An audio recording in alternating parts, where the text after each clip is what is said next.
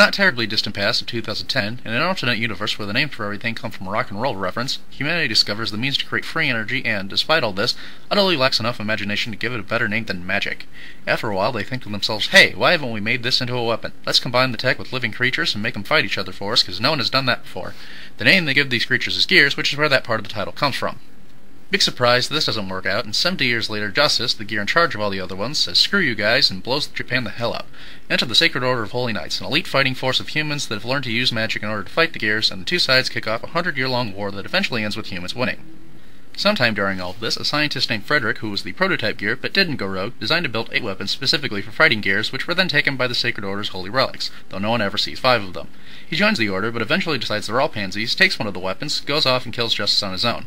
He wins the fight and flees right as the Holy Order comes up on the scene just in time to say, yay, we did it! Seal just away, and everyone packs up and goes home. Several years into the future, someone announces the formation of a fighting tournament to recruit people for a second Sacred Order. This gets the attention of Kai Kisuke, the leader of the first Sacred Order, who's like, I didn't authorize this, Frederick, who has renamed himself Soul Bad Guy because it sounds cooler and he likes Queen, and a plethora of other characters who are completely insane and awesome in their own way but don't do much important for the story.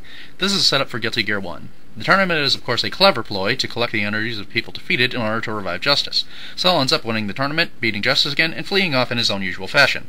Fast forward another few years, and everyone from the first tournament finds out that Justice had a daughter, Dizzy, and that there's a sizable reward out for her. This is Guilty Gear X. Everyone is now running around all over, trying to find her for their own various reasons, fighting each other whenever they run into one another. Kai and Soul end up fighting over her, and eventually Soul decides she's not a threat and runs off again, leaving Kai to deal with it. He comes to the same conclusion, puts her into hiding, publicly announces that she's dead, and gives the bounty away. There's more games that follow this, but quite frankly, they all follow the same premise of, hey, I know that person, let's fight, till you get to Overture, which tries to impose RTS elements on top of it. Oh, and Kai and Desi have a baby. Have fun.